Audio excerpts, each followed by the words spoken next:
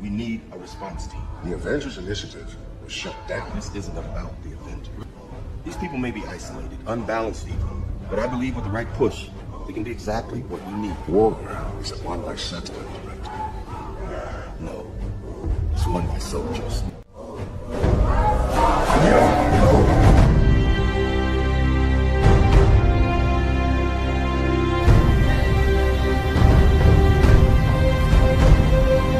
Right now, every single one of you out there, have a chance to be a part of the greatest organization the NFL has ever seen, the Dallas Cowboys. And you are fans of a championship football team. And what do? You blog. You blog so hard that you're running up and down the internet all night long. If it's 4 o'clock in the morning and you got to get another story out, you blog. You know why? Because you know more about your team than anybody else. There is 32 teams in the league. 32 teams. You expect them to know every team like you know yours? Wait, they don't. They don't. And how do you do this? You go to the Dallas Cowboys show, you get a blog, and you blog about the Cowboys. You blog all night long about the Cowboys.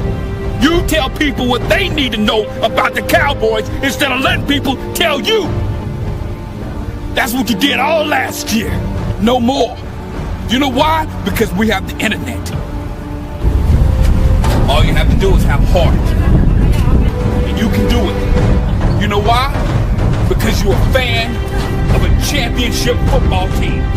And a fan of the championship football team, they give everything. They give everything they got to help their team make it to the Super Bowl. And if you're not willing as a fan to give it all you got, then you go to the New England Patriots. Blog, blog, blog, blog. There's nothing better than that. Nothing more fulfilling. Nothing more special. Blog.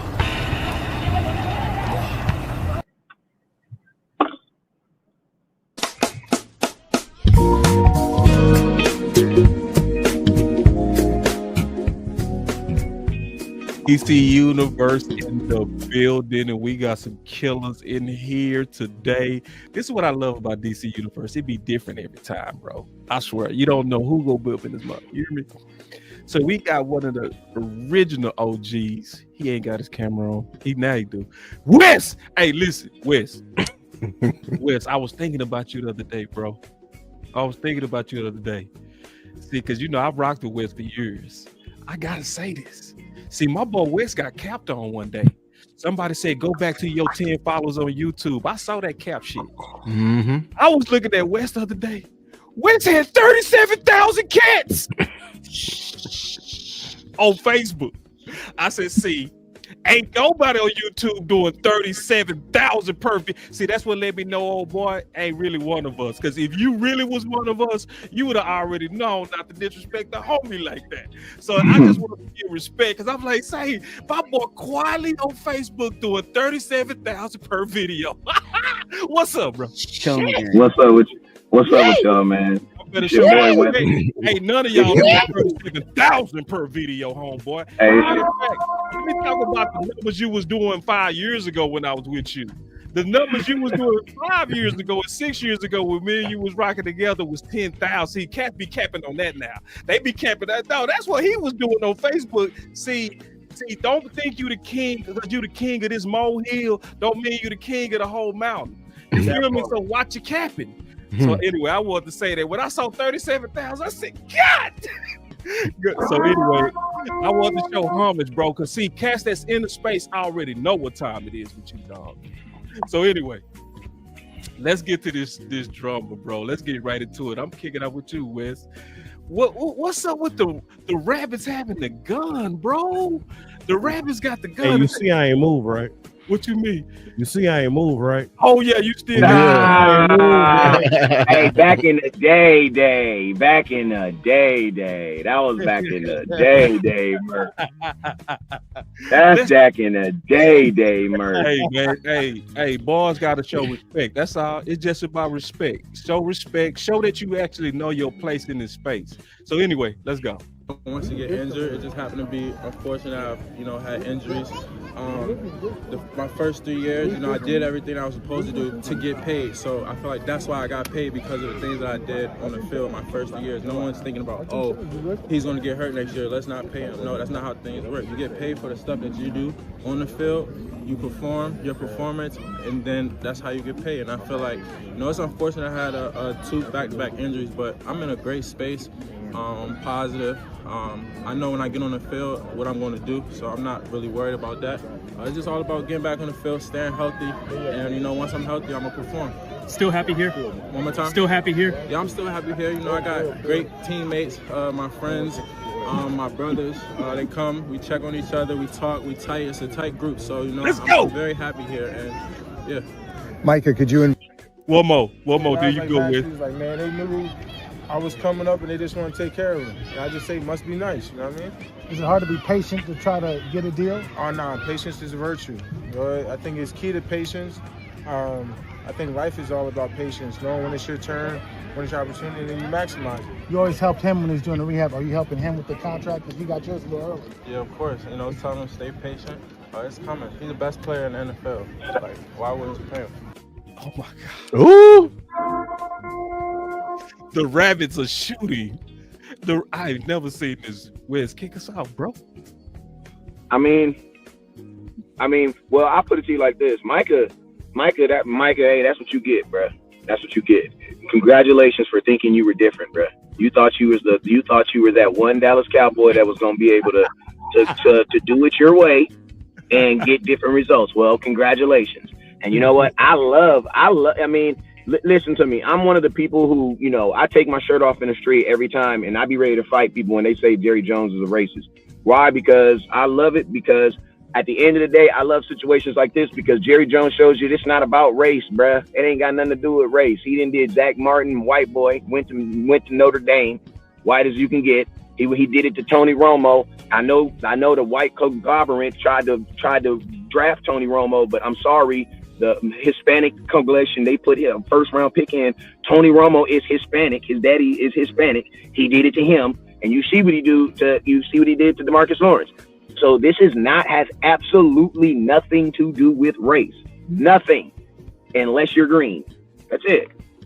And Micah Parsons was green. Micah Parsons literally thought that he was going to be different, that the Cowboys were just going to do him right. Good. And you know what's funny? I'm not going to try to be long-winded. But you know what? What Micah Parsons really did is he really sour right now. You want to know why? Because I've been preaching that the only reason why Micah has been playing it the way he's been playing it is because I think Jerry Jones did a little back alley deal with them. Because Jerry, he 80 years old from Texas. They be doing, they invented the back alley deals. Y'all know that, right? California, we hustlers. You know what I'm saying? We gonna rip you off in your face. Yeah. They gonna shake your hand. They gonna shake your hand behind the door. You know what I'm saying? Nobody else can see. Yeah, so I think that Jerry Jones and Micah Parsons did a backhand deal for probably about $34-35 million. And Mike is all on Twitter, and he's all on Twitch, and he's all on Cowboys TikTok, making TikToks. One place he ain't on is his podcast. You notice that? I'm just saying, I noticed that too. But he ain't been podcasting. But then all of a sudden, and I'm not being racist, but this is how I talk. The white boy got $41 million and kind of messed up everything. Because I ask everybody this question right now. When TJ Watt got $41 million, who do you think was the first missed call on Jerry Jones's phone? Probably Micah Parsons' agent. Micah Parsons' agent telling him, hey, Jerry, you know that deal or you know that little thing we never signed? Yeah, that never happened. 42's the new number. And you know what Jerry Jones said? Jerry Jones said, man, I'm not giving you $40 million, man. You missed 6 games, even though he missed 4. He missed 6 games. We gave Dak Prescott that type of money. What was that money? $40 million.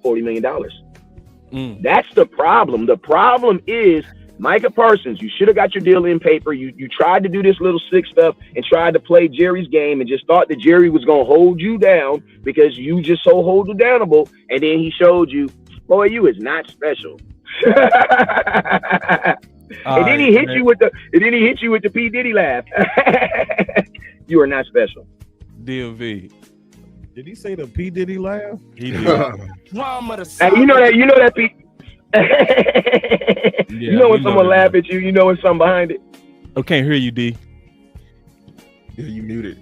My bad. My son called me, so I put it on mute. My bad. Okay. So it's like I want to agree with West Coast, and I probably will agree with about 75% of it, right? The only thing that I kind of want to add to it, it's more so me adding. He's right about the color, but there's still some plantation vibes. And it don't necessarily mean that you got a color with it, but Jerry feels, and you can kind of hear it in the press conference and everything like that. If he pays you, you got to do exactly what I want you to do. You got to run, jump, fetch, whenever. When it comes to rehab, when it comes to marketing this team, I actually heard somebody tell me today that players have been might even be blocked from doing podcasts. You know what I'm saying? So you're right about that. You know what I'm saying? But have you noticed that we haven't been seeing our favorite players on anybody's podcast or doing anything extra, right? Nope. So it's like, right now, I think that the players in the ownership, and it's starting right now, and I know that we're going to talk a little bit more about it, but they're at a standstill right now, and I think that it starts with this Trayvon Diggs injury situation. Why else do you think you see Mike and him standing side by side fighting together? I don't think that this is something that I've seen. I've never seen it with our players where it seems like they're banding together. So whether people want to start with, let him finish, D. Yeah, I'm sorry. Henny here, boss. Henny here. Oh, Henny. No, go ahead, Wes. What was you about to say? No. I had something to say, but what's it? I do see a little race issue though. I'm do too. Straight up with it. I do. Before you go with, I'm gonna tell you the small race issue I see. I don't see it getting nasty like this with the white players.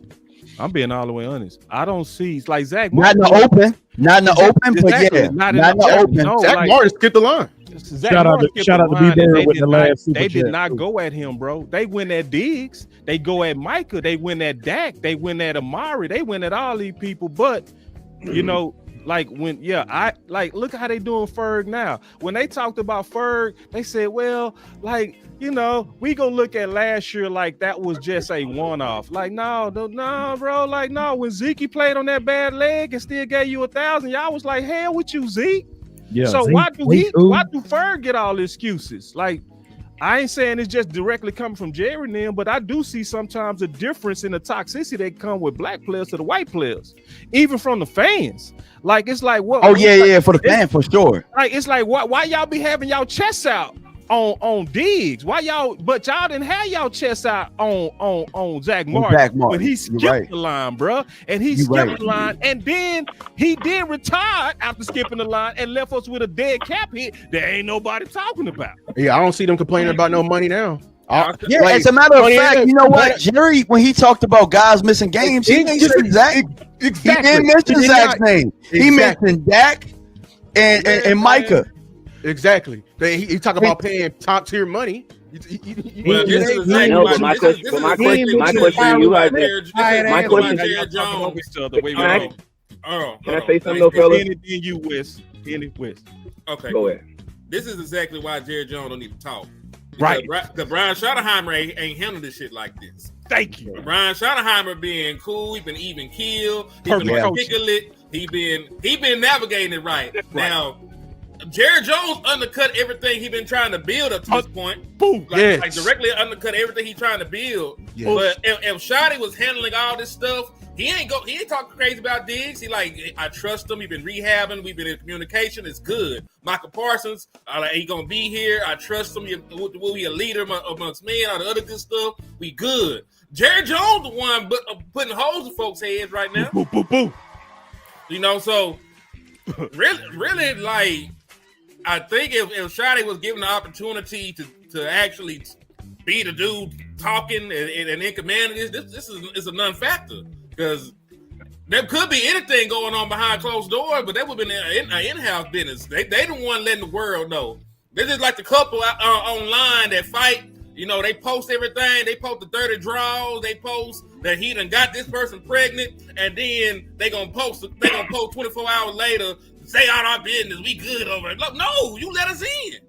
I wants to know if you still burning. And see, this is why I'll go for the go. No, I ain't gonna cut off West. I'm gonna keep going to West. Go West. And then we got Elp and we got Luke. I was just gonna say that I'll say it like this. It's not a racist undertone. It's not a racist undertone. It's just that this. Y'all just going to hear me out on this, fellas. I'm listening. You ain't got no white players that's even in the same sphere as Dak and DeMarcus Lawrence, and not DeMarcus and Micah Parsons. So $11 million and $40 million, bro, that's a difference. That's a big old difference, right? Then I'm gonna tell you this right here, right? Raise your hand if you're a business owner. If you're a business owner, raise your hand if you're a business owner. Raise your hand if you employ people at that business. Okay, so let's just be real. We don't employ nobody at no $40 million rate. We probably employ people about $15, $20 rate. But at $20, you're going to do what I asked you to do, how I asked you to do it, or you're not going to get asked because you're not going to be here.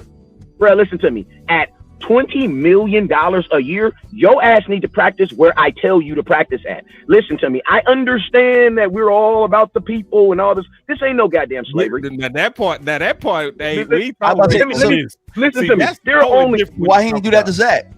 Listen, want to know why? Because Zach didn't take it that far. What? He held out twice. He held out twice. Let me finish. I'm gonna tell you. Listen. Jerry Jones doesn't mind you holding out. It is your legal right to hold out. It is a legal right to hold out. That is, listen, if that's holding out is actually a parameter within your contract. That's how we know. Yeah, Jerry Jones does it. That's your legal right to hold out. The CBA gives you that right. Yeah, right. So I don't. The CBA gives you, and their contract supersedes the normal contract of a player. You're right. Facts. So yeah, so I don't. That's what I'm saying. Like I don't. So that's why I don't think Jerry Jones gets mad at you holding out. I don't believe that's the issue. I honestly think Jerry Jones kind of expects that, considering that he knows what he's going to give you and what you're going to like. That's what else can you do? The only thing you can do is hold out. You know what I'm saying? Yeah. So and so my thing is this. I feel that like Jerry Jones, to a degree, maybe just take this little bunny trail with me. Maybe Jerry Jones has taken a step back and said, some of this stuff is just getting out of hand, bro. Like, freedom is good, but you give a kid too much freedom, then guess what they do? They free to do whatever the hell they want to do. And I'm going to be honest with you, bro, that's not necessarily cool, man. I remember I had this team that I was coaching, and there was this older kids team, and the defensive coordinator, he couldn't finish the season for whatever reason. They didn't like the coach anyway, so they was kind of happy. Now, what they did is they basically just gave the kids freedom to do whatever they wanted to do. Bro, freedom is not good where restraint and structure needs to be. Like, I'm going to be honest with you. We're up here talking about none of these guys are podcasting. Just last year, we were talking about we don't want them really podcasting. And I'm going to be honest with you, with Trevon Diggs' injury history and he can't stay healthy, yeah, your black ass needs to be at the Star practicing so I can see that you're doing what you're doing. Why? Because you're really about to be making that $20 million this year. Like, listen to me. We can't get mad for Jerry Jones for finally giving these dudes these contracts, and then these dudes not like you don't hear about no other stars doing that. Like Trevon Diggs, you're not in a position coming off of an injury to be outside saying that you don't want to be freaking being where the team is. No, that's not the position that you need to be in. As black men, we have to understand when we have the upper hand and where we need to kind of just like take our money and just do what the hell we're told. Then didn't he do that last year and he ended up being hurt again under the training plan? He did the same. Exactly. And guess what? And now if you're Jerry Jones, and I'm gonna ask you this question. Now my question is this: if you are Jerry Jones and you know that, why would you want to put yourself in that same position? And I'm gonna be honest with you. Look at these players who are also getting hurt outside of regular scheduled events. Bro, what is the contractual They've thing? been getting hurt in Dallas because this training staff. Listen to me. But there's a you've been different going, bro. You've been going. I know there's a Lou different got pushback on you because if he don't, there's a different contractual. That's all I'm saying. There's a different contractual if you get hurt outside of the Dallas Cowboys facility versus you getting hurt inside. That's all I'm saying. I got you, Amp. I got you. Yeah, my bad, Amp. I'm sorry. Let me just get this off. It's on my chest. Man, me too. One, I understand where you're coming from, West Coast. I understand where you're coming from, but here's my thing. Yes, if we're business owners, yes, we employ people. Yes, the employee has an obligation to the employer, but at the end of the day, there's an obligation of the employer to the employee. Here's where it's different. We're dealing with incentive money. They're putting 100 on 10 for incentive money, and I feel like what they should have did and what Steven tried to do, he literally said, "Look, it was stipulations in the contract, and we handled it." Whereas Jerry is going wrong, and he's trying to put 100 on 10, and this is making it seem like it's different from anything they've done other than that. We're dealing with auxiliary money now. You know what I'm saying? And I just feel like when you say he should be working out here, he tried that there. And the thing that we failed to take into account, there's been a history of what's been going on last year. First of all, let me start. You talk about the employer and employee.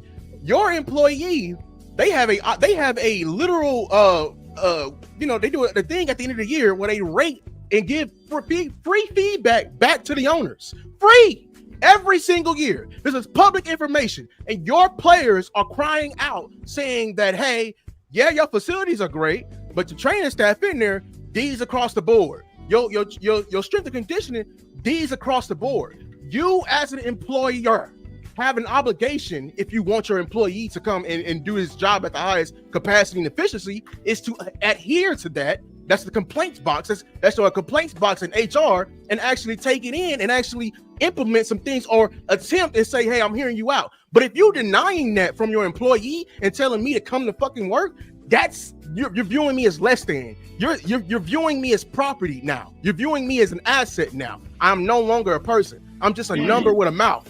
That's all I am to you. So, and this is, I think this is bigger than what they're trying to do. They're trying to stop a movement. They're trying to stop a whole movement from this.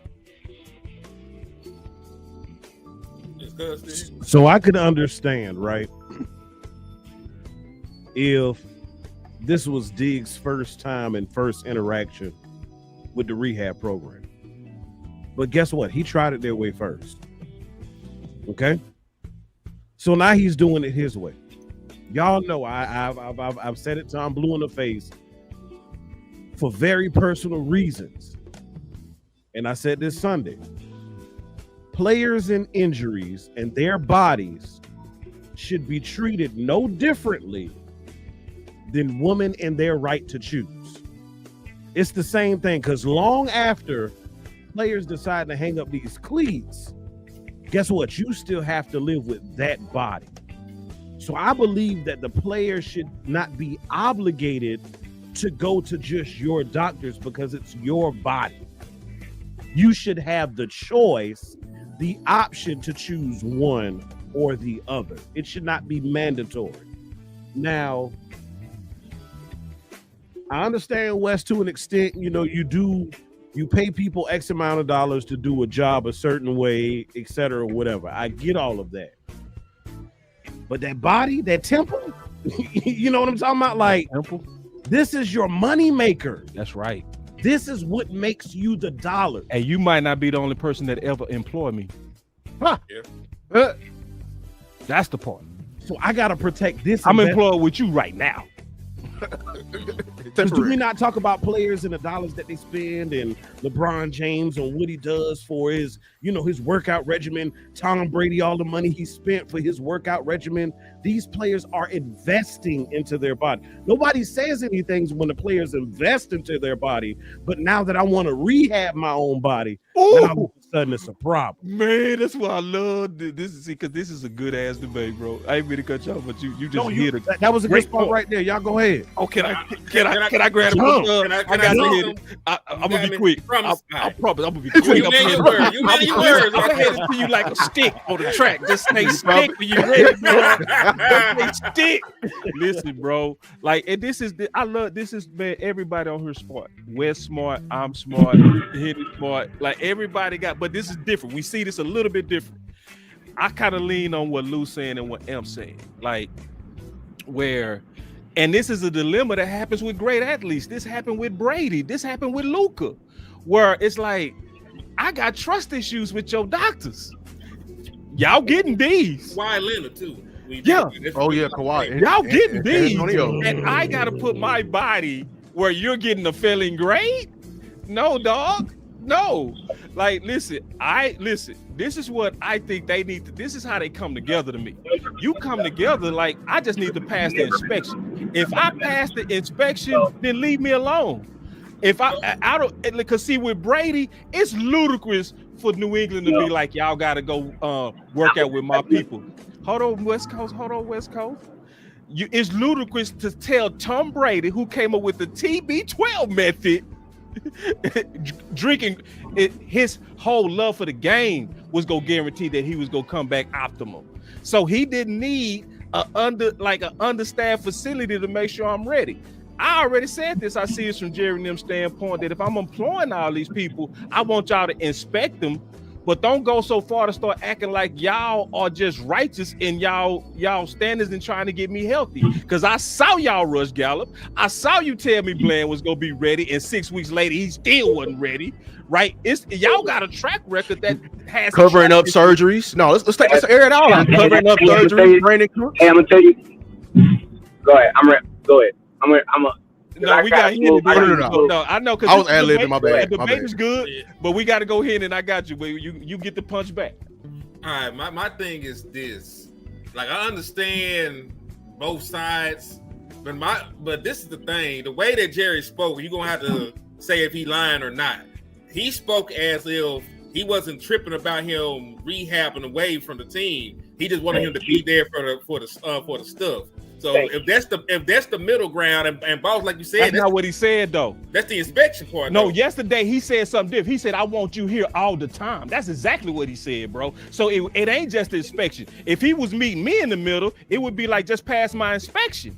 Now he's saying, "I want you at my facility," which if I'm Diggs and I'm like, I doubt what he said is he wanted him there for all the major events. I didn't think he said he wanted him got there the for clip, bro. He said all. He said all. Run it for me. I'll run it for you right now. Because remember, that's why he mentioned Dion. He mentioned Dion. Yeah, Dion. You know, he want to come up. You know, he said Dion came. Yeah. I mean, that's the point. That I really got there with the parable. The parable. He mentioned Dion being away, but he wanted Dion to be there for this, and this. He said he wanted Dion there for show. Yeah. In other words, and then because he said Dion made the point that, hey man, I do more work than these dudes, right? He was like, but it's like, nah, but I need you so they can see what makes you great, basically. You know what I mean? That part I understand what Jerry's standing for, but what he said about Diggs is he said, I want Diggs here all the time, pulling in that. Hold on. Okay. What y'all niggas eat today, man? I'm over here.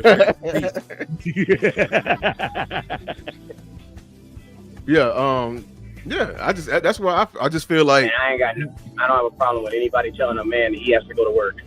I have no problem with that, especially in a year where y'all about to tell this dude, this is the thing, man. Like, I feel like Jerry Jones wants Diggs to play week 1 too. You know what I'm saying? And I'm gonna tell y'all something like this: we got to stop this narrative of saying that the organization made players play early. That's not true. What happens in the NFL is you get medically cleared. When you are medically cleared, that means the NFL has medically cleared you to play. Now, if you decide to put your helmet on and shoulder pads and run out there, that is on you. And let's just be honest, this is a commander conquer type sport. There's my son at 6 years old played in a world championship with a broken arm. I had to sign a waiver for a 6-year-old. He did not want to miss the game. At 6 years old, he didn't want to miss the game. But here's my pushback. I think that's corrupted. I got the clip too. I got the clip. Yeah, let me say that. I think that's corrupted because I understand people need to come back and be at work, but the way Jerry worded it, he hit it right. Yeah, but can I say something real quick? Because I can explain. I can say this. Then I'm gonna say this is my last part. This is what y'all also gotta understand. Michael Parsons, there's a 50-year do you difference expect between him, every even though he's single here, person on here. do you expect him to practice with until? Go ahead. I just want them to have the clip ready to go. No, I'm just saying, like, man, y'all need to hang out with some older folks. I think if y'all hang out with some older 80-year-old people, I think it'll help you understand Jerry Jones a little bit better. When you over the age of 80 years old, bro, you done been on this earth damn near 100 years old, bro. You are saying what comes out of your mouth, how it comes out of your mouth. You have been through damn near slavery, oppression. This dude has been through civil rights. Everything that you can imagine in the last 80 years. Bro, they're going to say how they're going to say it. And you got to remember, we're all like 60 years younger but hold than on. him. What are you saying with that, Wes? Like, what is your key point to that? Is that he get to just shit on cats? Because, see, that's the problem we have. No. What I'm saying is this. No, that's not shit. He didn't shit on him. Because I know, but I'm just saying, you was saying because he ate him. What I'm saying, the the problem we have tone with him is that he stand up there and other teams don't do this. Other teams don't do this to their players, dog. Yeah, but other teams don't have an 88-year-old man talking on the press box either. That's the point. We don't want him talking. Somebody got to take owner, the damn keys, man. He's the owner, bro. He's the owner. I'm saying he's the owner, and then we want you to be like the other owners. The other owners ain't got that ego to where you got to talk. Because see, Tuck did the exercise yesterday. Amy, who was next, bro? Because you know me and Wes. You supposed to play the clip, nigga. I'm sorry, I didn't mean to say it. No N-word. That's my last one. I'm sorry. He cut it off. He cut it off at the end. He cut it off the end. He cut it off. Gets a contract finalized. Well, everybody here is under contract. Everybody. Yes. And so that's what that is. From the standpoint of, let's say, what happens relative to, I'm looking at the entire NFL when I say this, and that's players that are under contract and teams looking to make it better for the team and for the player. In terms of that, that is incumbent if you're in that price range. When you're up there in that top 10%, so to speak, of the league, and that top quartile of your team, leadership is really big. And leadership exhibits himself when you're negotiating as well. And so I'm appreciative of Micah being here. I am. And it's incumbent upon us all. We've got a player that we've docked him for not being here during off-season workout, as you well know. And we will fine him for that, because those parts of a contract to go directly toward the leadership that he's is as a player relative to the rest of the team, and certainly, obviously, to our fans as well. So I'm big into, and not alone either, big into showing anything you can do for leadership if you're going to be one of these guys that are in the top drawer of all the money.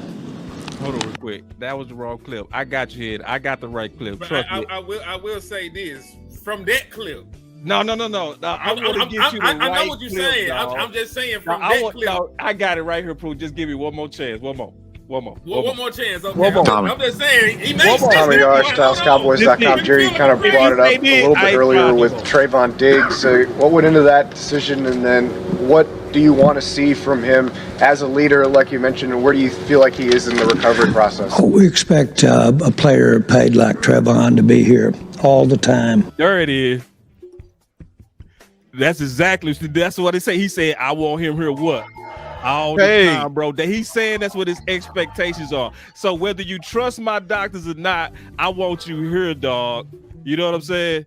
Period. We'd like Trayvon to be here all the time. We expect him to be leading. We expect him to be leading. Yeah, so at which leadership ain't got no parts. That's the suffice word. That's the word he's throwing in there. Yeah, he's throwing that he's in throwing there, that, dog. He don't care about no damn leadership. Not your leader. Money. He keeps saying he's in that top tier of money. See, this is why leadership don't mean nothing, Cowboy Nation. Leadership only means something to Jerry. You're labeled a leader when he pay your ass. That's it right there. That's it right there. And that's the key word of I expect you to be here because I'm paying you all that money. Leaders in money, that's what coincides in Jerry's mind. That's why they hot with Turk right now. Because he a leader who failed or who made a big mistake. But Turk there. And listen, that's one of the things that I hate about this. There's a lot of great things that actually happen at training camp today, and we ain't got to listen. Like we going because that could have been a 2-hour show, you know. Easy. But we gonna probably get like 30 minutes of that. This because Jerry Jones and them. Yeah, it's great stuff. It's great stuff. I like what I'm seeing. You want to talk about it? We can get off of this. I do. Let's talk about training camp stuff. Let's talk about training camp, bro, because it was way more good stuff going on in training camp. One of the main things I liked that I saw in training camp was the speed, dog. Hold on. Let me get Jerry off here, bro. See, that's why I say move him out there. I don't like get out. Let me get look at the speed of they practicing, bro.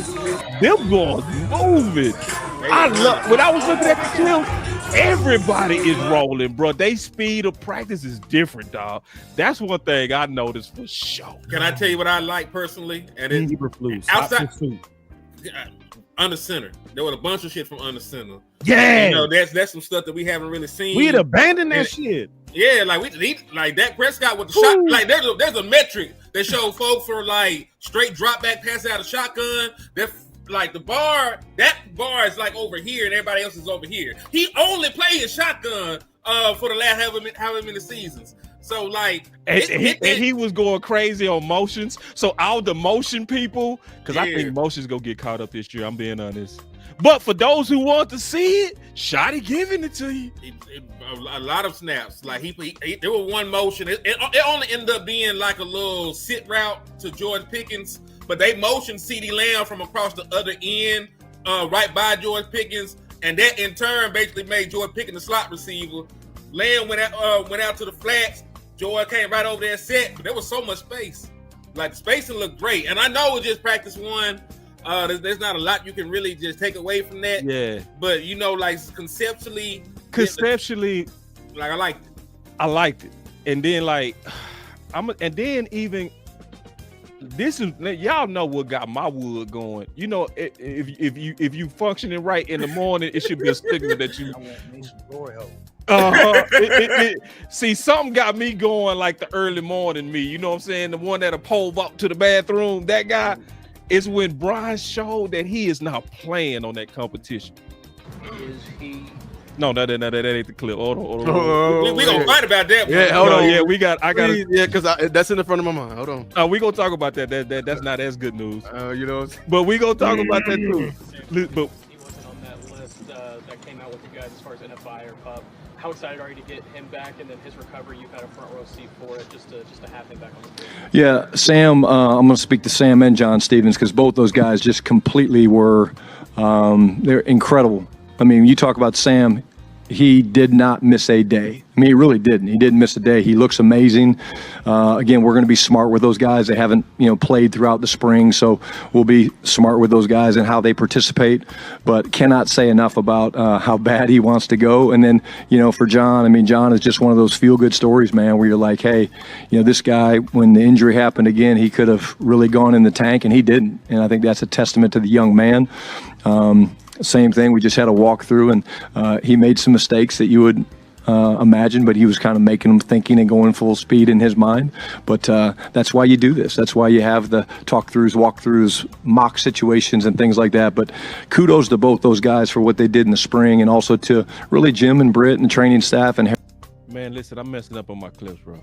I ain't got my clips lined up. It don't matter. But the point is, and I have it ready. I just like Shotty talking, bro. Man, like, Shotty, you can play anything. Shotty today went hard on competition than he ever did, bro. Like he said, we ain't playing. Ain't nobody giving nothing out here. He say Dak ain't got it. He say Booker. And he started naming names. Like he was like, no, everybody got to earn it out here. That was a direct shot at our guys, bro. He like, ain't nobody. Listen, he say we got to get through all these practices before we even determine who the starters are. I said, talk that talk, bro. Physical ass camp. Physical. They were physical. Like you, I thought I forgot for a couple snaps they didn't have no pads on. Man, hey, and then he said we gonna have a physical ass camp. And see, Coach Marv, let me go Coach Marv right now. He been preaching that for the last 15 years. I swear to God. Salute to Coach Marv too, by the way. Y'all ain't with us. Football is up. Jerry Dim is the same. See, Jerry's He been banging. He been banging it. I got to show him in this week too. Yeah. The football. Listen, y'all, Cowboy Nation. Let me say this: Jerry and them go Jerry, Steven and them go Steven. But the football side. That's why folks are trying to protect it from that, man. No, the hardest line. The hardest line that he said that stuck with me. He said it yesterday in the midst of their BS. He said, "Man, I'm trying to get my daddy a ring." He said, "He's trying to get a ring." I felt that too, on his headstone. You feel me? I almost cried. Say, man. Well, so we get real. Let's think about all the stuff we get in the MV for Christmas. I've been crying for getting rid of our guys for the last 4 years, crying about it. He killing it, Brian killing it. Coach Moore been crying for physicality training camps. We getting it. We seeing them running very fast. Even your backup quarterback is dicing. Yeah. The defense getting the ball. They keep getting the ball. Did y'all see Nealon get that pick today against Dak? I saw that. I didn't see that. I did. He got pick six. Marshawn Nealon got a pick six. Nealon? That's that dome. I can play the clip. I'm clipped up today. I got the full clip. He was in the flat. Somehow, I think it was a screen pass. I don't know Miles. I don't know what the hell Miles Sanders was doing, honestly. So, honestly, we haven't been a good screen team. Like we haven't been a good screen team, so we need to practice it. So I'm okay with it. I mean, they practice a lot of stuff, but like I love the listen. George Pickens is fast as hell. Like I know I saw that. Yeah, he ran the eagle route. That was nice. That eagle route was nice. The moment he runs better routes than I expected. I know it's just training camp, but he was not bad on those routes I see. Yeah, you listen. The juice is in our practice, y'all. I'll tell you ain't alone. Ooh, hey, bro, I seen Dak dancing today, bro. Man, listen, Dak might got his juice back. Hey, man, that boy Dak hit a high step, bro. If you had to watch a lot of these training camps to see that it's different, bro. You can see now that we got our eyes on it. I see the energy that they've been talking about. It's a whole vibe. It is. That dome, man. Hey, I'll believe it when we don't come out to Thunderstruck. And we come out to some future. Man, we ain't coming out of no thing, bro. Man, just listen to the practice, man. The practice is be lit. They out there on Future, some Kendrick. I heard young practices be lit. When we come out there we about to come out to Ozzy Osbourne, RIP. Nah, bro, dog. They coming out, dog. They coming out fast, dog. They coming out to that real. Like, hey. That's hey. You hear me? Listen, bro. Listen, man. Now, and then, like, me and Star was talking today. That boy Deuce looking juicy. That boy Deuce. Hey, yeah, real shit. Hey, I told him they thought he'd be to lay down. Man, I think Deuce gonna take a job, and I've been saying that. I think so. Turpin look crazy at running back, dog. Man, Turpin look so fast. So listen, I know we started off with the drama because the drama starts with us. Like, just keeping it real. Like, we don't want to focus on the drama, but the drama came our way. But if we focus on what we were seeing with that football, oh my God.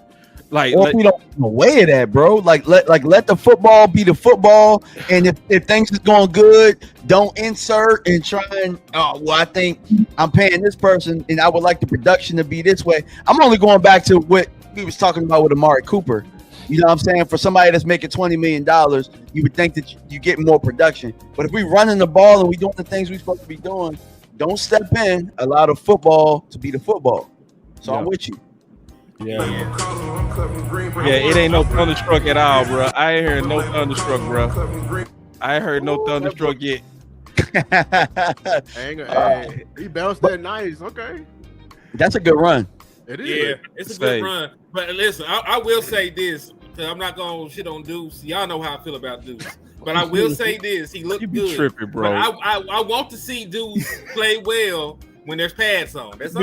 Me too. Is it a red flag? What we thought, I did see some juice though. Like he had some juice But because I would what's your nickname for? The only issue with Deuce is that we don't ever really. Landlord made little legs. Now Landlord made little legs. So I didn't come up with Landlord got the funniest names, man. The one from Brandon Cooks is hilarious. Dollar Bill Jones. Yeah. What Brandon Cooks' name? What, the flying body catcher? No, it was Jimmy Cricket or something like that. But Brandon hey, Cricket. so listen. So we started bad. We started with a debate. We started with something we all excited about, but we got to get to the nitty gritty now. The nitty gritty that everybody's gonna be concerned about is this. A 1 or is he a 3? Hold on real quick. Let me pause it. Listen, man, I ain't DJ'd in a minute, man. My DJ skills tripping. All right, DJ back. Let's go. Uh-oh. Or does it matter? Here we go. Is he considerably lighter? Here we go. Fan. Mazi is reportedly considerably lighter. Is he still a 1 or is he a 3 or does it matter? When you look at our front, we obviously want the flexibility to do that. I would say he's starting probably as a 1, but we want to be interchangeable. And yes, he is lighter. He looks great. The best thing that's happened to Mazi, he'll tell you, is bringing a guy in like Solomon Thomas and Peyton Turner that really just know how to practice one way. And sometimes when that stuff's modeled, you watch the way Mazi Smith practiced in the spring when he was here, it was night and day from what he was. So I think he knows in this type of defense that we're going to play with Flus and Aaron Whitecotton, he knows that the ability to get vertical and chase out of the stack and things like that will be really, really important. Evaluate him as the season goes on at the end of the year.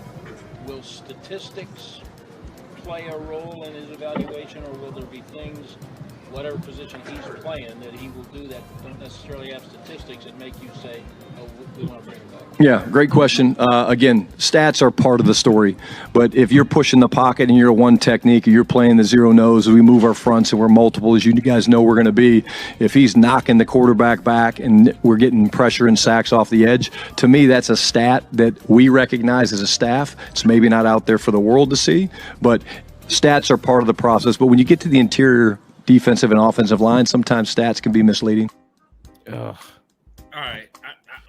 I'll go first. Hey, you know we all going. All right, I know. This is the only thing I'm gonna say about Mazi. I just need to see it first because if he's still strong, because they say he lost weight, they didn't specify how much, so we spitballing. If the boy's still 305, 310, he can still eat up double teams. He can still, hold the point of attack. I might be fine with it, man. I don't ever want to hear about my 1 tech losing weight. But, I've seen smaller 1 techs hold up in the run game. I just got to see Mazi Smith be productive in year 3.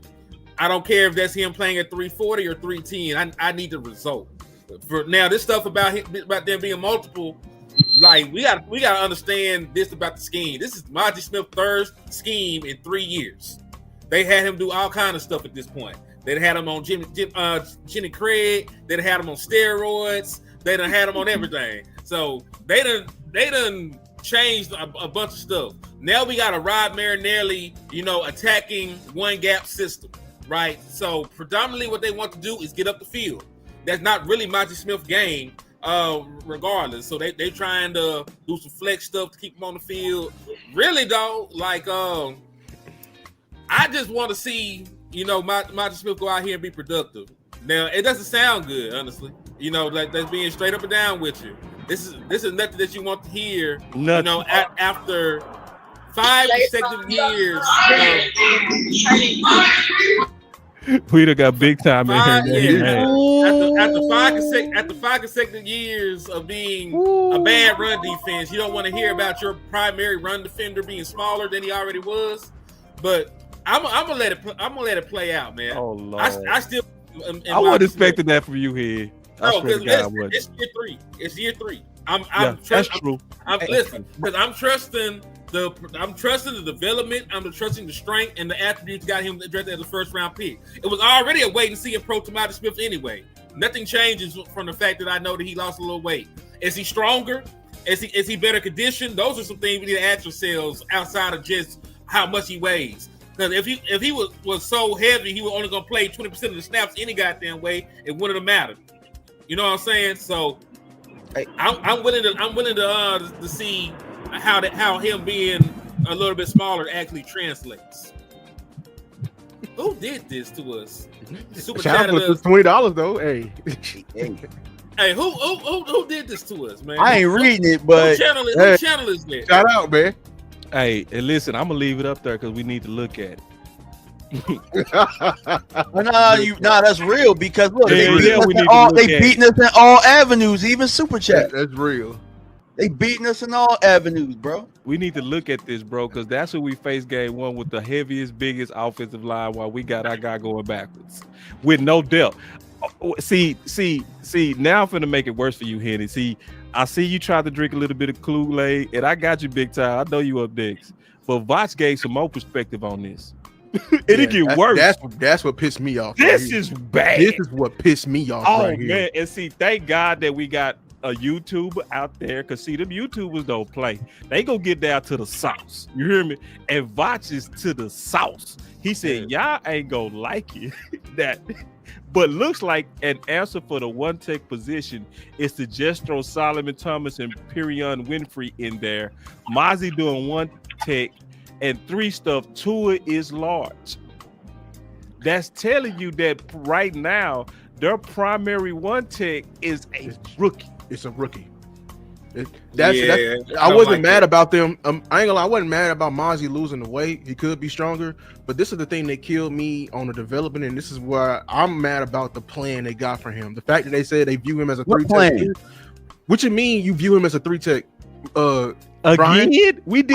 How many 3-techs do you need? So when you said you view Mazi as a 3-tech, that means y'all viewing all the 3-techs as 1-techs. Hear me out. I literally said that. Like, I'm like, so if you viewing Mazi at 306 as a 3-tech, that means you finna throw Denzel Jackson at the 1. So that I already knew it before. Denzel Jackson ain't gonna make the team. It sound like we don't know what we gonna do with him, but we gonna figure it out. That's all I heard. I don't know if anybody else heard that, but we gonna figure it out. We throwing darts at it again. Absolutely. But to that point though, I thought he was more of a 3 when he came out anyway, and we were gonna put him alongside Hankins. I thought that's how we were gonna bring him along. It sounded like all right, we went away from that. We tried to make him a 1 last year, and now we're gonna try and make him do some hybrid stuff this year. We made him Tyrone Crawford, is what we did. You know. My question is this: I don't mean to cut nobody off, but Osa Odighizuwa was one of the highest paid 3-techs in the National Football League. Facts. How much are you actually taking this man off the field to have 53 techs? No, he gonna play 1-tech too. That's what it sounds like. Big time, go, man. I know you, man. Go. Oh, you muted. Unmute yourself. He done walked out. Listen, man. Listen. I'm at my son's basketball practice, but and I'm here in Memphis. It's hot. I'm outside. I'm probably gonna start sweating. I just wanted to come on here. Good to see all you brothers doing it. But listen, when it comes to this right here, man, good Lord, this is not Mazi's game. Mazi's game is not an attack and get up the field. That's the first problem right there. Did y'all hear Sinai say he's gonna get up the field? That's not his game. His game is to plug the middle. And he can't plug it like we saw him like he got pushed around. Good Lord, it ain't nothing to talk about. Why are we acting like he's a 3-tech when he's not a 3-tech? He is a plugger. Getting up the field is not his game. I saw him at Michigan. Michigan is my team. He's never been a get up the field guy. He is a plugger. That's what he is. He takes on double teams. You know, since again, new trying to figure out you drafted him because he was a plugger, a guy in the middle. He is not what they trying to make him to be. So all what I'm getting out of it is there's going to be another lost cause. We're going to be saying the same thing we said every year. Can we stop the run? Who is in the middle? We say it every year. And once again, it is not fixed. It ain't even. As a matter of fact, we're in the same spot we was in at the end of the year. I'm done. Y'all done. I'm done. I'm having y'all. Look, y'all have a good night. Y'all have everybody in the chat. Y'all get back to business. I'm done, man. Look, I see y'all when I see you. Good bless. Hey, Hey, listen to this. Hey, Bishop, I'm finna play something to echo you real quick. You do have I'm to out, look man. at the coaching right, change. The year big, before good we see got there, it was more just vertical, get up the field, get up the field, get up the field. Really not Mazi's game, to be honest. Have to look at. Now, I know y'all think the YouTubers don't know what they talking about. I know y'all think Bishop was just talking, but this is what Greg Ellis just said regarding Mazi. Maz, you do have to real look quick. at the coaching change. Reference for the people. Greg Ellis was in His what coach. capacity with the Cowboys? He was his coach last year. Okay. Yes. Just so we know. Maz, you do have to look at the coaching change. The year before we got there, it was more just vertical, get up the field, get up the field, get up the field. Really And not that's what Bishop was saying. Mazi's game, to be And Bishop also said it's not his game. Shout out to Bishop. honest with you. I think he played better last year. He flashed some good stuff, in my opinion, but he kind of shows why the Cowboys drafted him, what they saw. Now we Because they changed the scheme to what he was doing at Michigan. switching up again, and from my understanding, it's again more vertical charge, more vertical So they going back to Dan Quinnish. charge. But hopefully they factor something into the equation to allow Mazi's superhero ability to flash. If not, you may need to just trade him. But I think that last part is what they're trying to avoid. Instead of getting rid of him because he doesn't fit the scheme, they try to make him fit the scheme. See, that's some stuff that I don't understand, right? They invested. I understand that they invested the first round pick. We know who we are dealing with. Right. Like I nothing just- goes. I- Nothing my thing goes. is, Nothing we goes never- to waste in Dallas. The Cowboys don't know how to. You know, when you were a little kid and you play the games, just it's all kept different demo, kind of man. variations, We but it's a should've kept matching demo. game and you turn two cards over. We don't ever match two things together. Like we'll get a player that's tailored a certain way that'll fit another scheme better, and we'll bring him here and try and force that square peg into a round hole. And then we get mad and say he's not living up to the hype. No, because you're trying to make him something he damn not. Stop it. I think it's cheap. They just trying to get. Hey, so how we gonna win it? You know how we gonna win it? We gotta win it on offense, bro. Because now the season getting ready to start. So listen. We need to keep pushing for this one tech. Obviously, they don't take it serious. They see 3 techs as 1 techs. Now it's about how we gonna win this thing. You got to put it on your offense now. You got to put it on that offensive line. You got to put it on Dak. You got to put it on Pickens. You got to put it on CD. And you got to put it on that committee. We're going to have to outscore teams, brother. And we're going to have to do it in winter. The sad news is this. It's a 5% chance because most teams that win it have a solid DT room. We've been all talking about that. You have to go back from years before you start seeing a last rush defense win it all. I think you have to go back to 2007. I think it's like 2007, 2011. The Colts. I thought with the Giants. No, hell, boy, that's the Giants. No, they had a defense. Their regular season numbers were bad. Remember, they were a wild card team and they won both times for a reason. Because of their offense, not because of their defense, dog. No, hell no. Russian defense was not good. I'm pretty sure I can pull that shit up. You have to show me that. I would have to see that. 2007 Giants. Yeah, I would have to see that. Because if you're right, I'm going to be like, Henny is the stat nerd of the year. Because I would have to see that. But still, the same point is this. It's hard to find teams that can't stop the run and win it all. Yeah. Is it impossible? Yeah. No. But it just if you put it on your offense. They drafted Mazi Smith to be with Dan Quinn. Dan Quinn was never a was never a defensive line coach for the Dallas Cowboys. He was a defensive coordinator. So, they were. I think the Cowboys were in the assumption that Dan Quinn was just going to have like what Dan Quinn was going to kind of take him up under his arms, but he didn't have time to do that. He had to take the whole defense up under his arms. So the opportunity for him to actually work with someone that could actually help him, even though Dan was there, he wasn't really there. He couldn't really help Mazi in particular. Then more importantly, I'm going to be honest with you, you're foolish if you draft a defensive tackle is not a position that you want to learn from a coach in the NFL. You want to learn that through experience.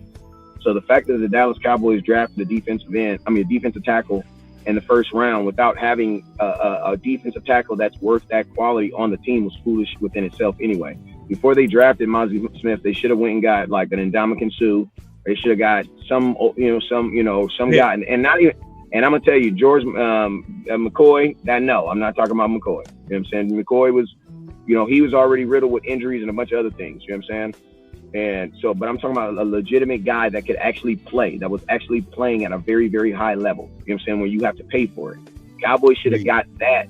They should have got him and had him train Mazi, because defensive tackle is an offensive line. Those are OJT type of positions. You got to learn those positions on the job. Like that's a position where first day of the job, your offensive line coach tells you, say, hey man, you know all that shit you learned in college, major in All-American? Yeah, forget all that shit. Forget all that shit. This is the NFL. Everybody's big. Everybody's faster. Everybody knows technique. Everybody, you know what I mean? It ain't right. Hey, like, Wes. Forget all that shit. You know what I'm saying? Right. None of that matters at the It's NFL different level. now. It's man stuff up here, bro. Hey Wes, can you say that point again about getting somebody in here to teach? You know what I'm saying? Because I think I personally think that when you pinpointed that, that's something that we don't typically do as an organization, where we get veteran guys in here to teach our guys how to be those guys, and then by the time it's their time, then we allow them to, you know, be who they're gonna be. I can say that in the running back room. I can say that in the receiver room. We finally did it with the receiver room, but for a long time we would go by committee and we wouldn't have nobody. It's almost like a chicken with their heads cut off. We like to draft and develop, but we don't bring guys in to really show these guys what it is to play at a high level. So I think that what you talked about, bro, like that was excellent, man. I just wanted to point that out. Yeah, Wes go hard. He all right. He average. Yeah, running back. We did have a running back. Remember? He make okay points. Hey, boss. Also, I was wrong about their run defense. It was their scoring and passing defense that sucked. Okay. So their run defense was actually just a small notch below ours that year. But also, think about that. We were the one seed. We were one of the few times in the 20th century the Dallas Cowboys had a good run defense, and we parlayed that into the year that we saw. I know that T.O. and Romo and everybody else, that offense got all the love. We were able to stop the run at a very high level in 2007. Nobody talks about that. Yes, true. Hey, and that's also why my name is Show Me. You see the value of it? You feel me? Like, and that's why I like rocking with y'all, because this crew don't got no problem with showing they work. Yeah. You feel me? Like, we put our pride aside over here, bro. Like, when cats say show me, we mean it. Facts. Yeah, and I'm gonna tell you guys, like, also, like, the Cowboys also approached the D tackle position wrong in the first place. Like, you don't need one D tackle, you need two. Thank you. To be honest with you, you need three. Yeah. Because if a team, you gotta think like this: if a team is going to run the ball, let's just say 25 times, then they're also going to have play action, which is going to be another 15 times. Play action is not run, but everything looks and feels like it's run action. Yeah, everything looks and feels like run. You know what I'm saying? So that's basically like our offense. We average about 76 plays. Well, we run the ball on an average about 22, 23 times a game, but we play action about 30. About our offensive, we play action about 25 more plays. So that's 40 times that we're going to show you run. So guess what, bro? You need a guy that can play more. Like, one guy cannot play the run 40 times. 40 snaps now. Yeah. And then think about that's not even counting the pass plays. Legitimate drop back passing downs. Nah, be right. Like 40 times, bro. Like, and think about this: the year that the Rams, stopped, they killed us in LA. Everybody remembers Ndamukong Suh, not Ndamukong Suh. Everybody remembers Aaron Donald, but it was Ndamukong Suh that was right beside him. They was rotating, bruh. Yeah. That's what you need. And we also got to remember this: we have been a 4-3 defense for God knows how long. A 4-3 defense has how many defensive tackles? Two. One take and a three take. How the hell have we been basically a 4-3 defense trying to create with 3-4 principles? Like, it doesn't make sense. Like, the Cowboys need to decide what are you? What is right. Gonna be, what are you? Align. See, Wes, that's why I said it don't matter. Virtually hug Wes. That's why I said they be cheap. They be cheap with it. See this because they got offense right. They align the offense. They did. They got the OC that aligns with the head coach. They got the offensive line coach. They aligned on that. You are way out of alignment on defense, and you've been that way. You know what I mean? If you go look at like teams like Pittsburgh, they go get coached that fit their philosophy.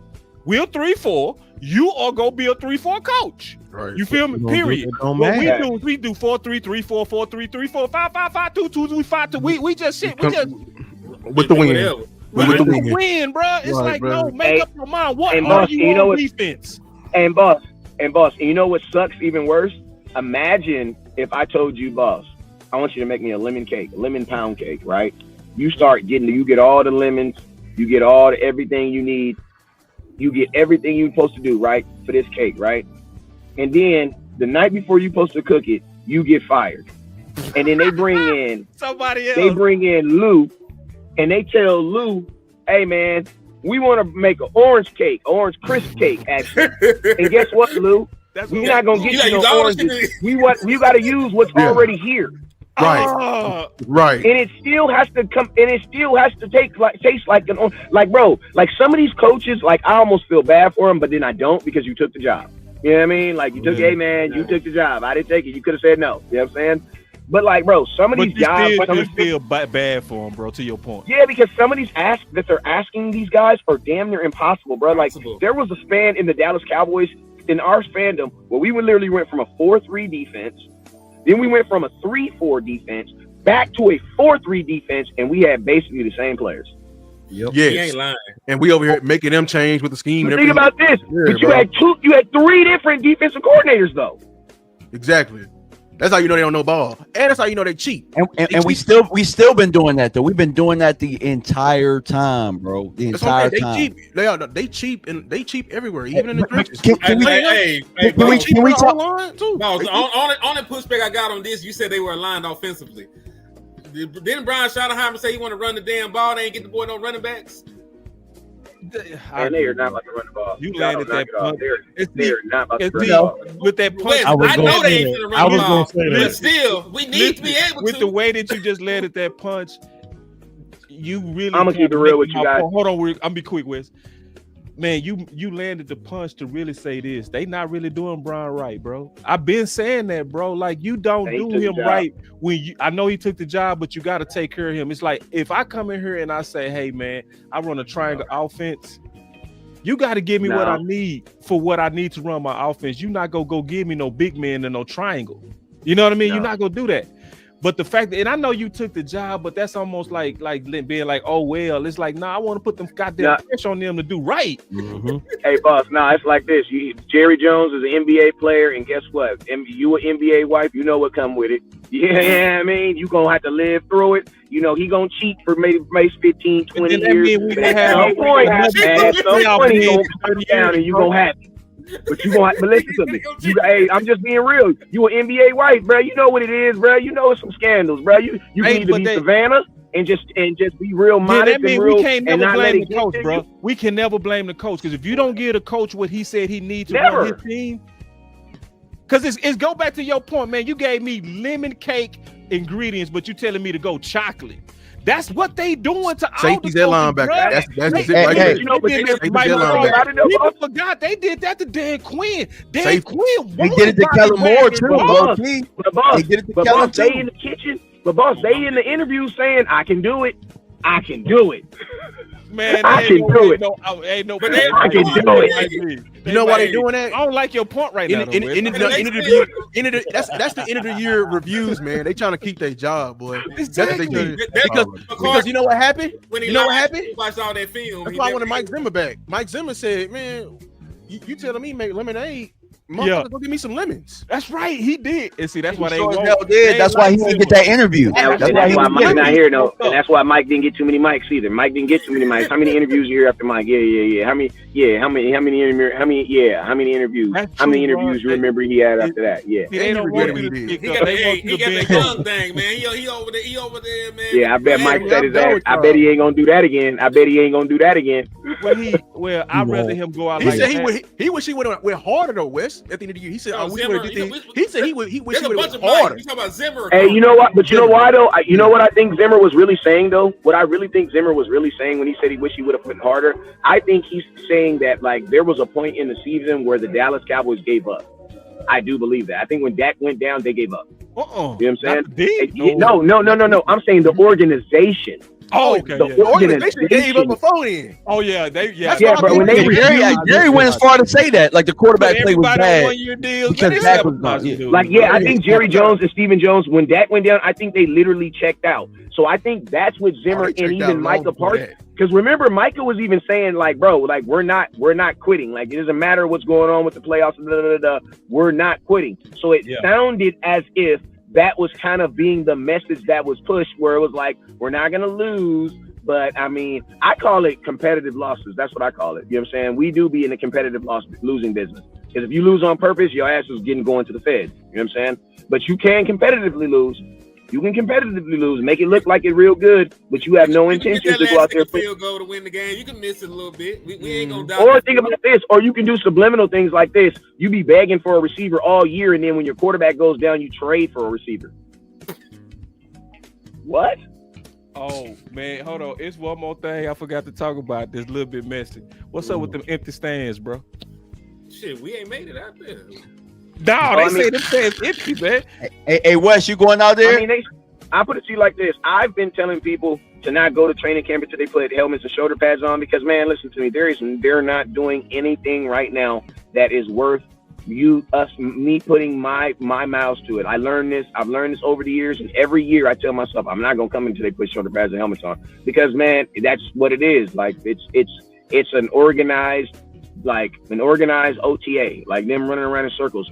Yeah. And everybody looks good and everybody looks fast. You know what I'm saying? So that's why I say, man, I need them shoulder pads and helmets. At this point, I've seen enough of the Dallas Cowboys running down the street with their state shirt and their t-shirt on. I need to see helmets and shoulder pads. And I'm gonna tell you this right now. I need to see that Ram scrimmage, because that Ram scrimmage is going to be a first little look at something. And I'm going to tell you this right now. I got 4 running backs, all 4 of their ass that better be playing, because ain't none of them earn the right to play. I don't know none of them. Wait, do we have 4 or 5? I don't know none of these dudes. I think it's 5 because I think Lipke is in the running. Bro, if you don't slap yourself, bro, I'm bringing back slap yourself for 2025, bro. If you don't slap yourself, bro, and never in my life do I ever want to hear about a fullback getting carries, bro. If my fullback ain't talking about knocking someone out their cleats, you, sir, are not a fullback. I don't think he's a fullback. I think we made him a fullback. That's the thing. They converted him. I think they made him a fullback. He was a tight end / running back at the college he came from. That's why he do that tight end stuff. You the only power back you got right now. And he's a damn good fullback too. His lead block can be nice. I think he all of it. Also, Wes, they just don't let it. They don't do it. They need to do more. And I'm gonna tell you right here. They don't. The Cowboys. And he blocked better than your tight ends. They just don't let him do it. I seen some tight ends hit the ground today. Hey, I was gonna tell you this right here too. To lay balls out as a lead blocker. And think about this: like the Cowboys are the biggest oxymoron. They're the one, like, bro, we don't believe in the run. We don't believe in the run. We don't utilize the run. But we have a fullback on our 53-man roster. Goofy, bro. That makes no sense. Think about this, right? Crazy. My question to you guys now is the run it. Listen to me. I'm gonna tell you the worst. I'm gonna tell you guys the worst. Hey, my last 2 points, I promise. The worst thing that can happen to the running back room is that nobody separates themselves. Everybody looks exactly the same. Because then I honestly feel that's gonna happen, Wes. And that's what I believe is gonna happen. I don't think either one of them are gonna suck. I just don't think any of them are gonna be worth good. We didn't talk about we hear y'all didn't hear a peep about what's the name today. Y'all notice that? Jane Blue didn't practice. Because my thing is this: what's going on? What's going on, bro? Go ahead. No, I'm trying to figure out what's going on with Blue. Why he ain't practice? Oh, my question is this: Do you think your offensive coordinator is good enough to have multiple running backs at the same game? Y'all think he's good enough to call them type of plays? Who? Your offense, bro. You know how creative you're gonna have. With these guys, no, he's done it before, but yeah. I think Shotty can because he out to DMV. Kind of, sort of. I know what you're saying about that. Wes is saying the degree of difficulty is way up there, and you better know. It's harder. No, you're right. It's harder, right? Wait. New England. West before a game. Oh my God, you took my example. Oh my God, get out of my head, bro. Get out of my head, bro. You took my example, boss. We know football, bro. See, because I already know where you go with that, West. Man, I was about to say that, bro. Me and West was scouting New England. You knew what they was doing based on the back.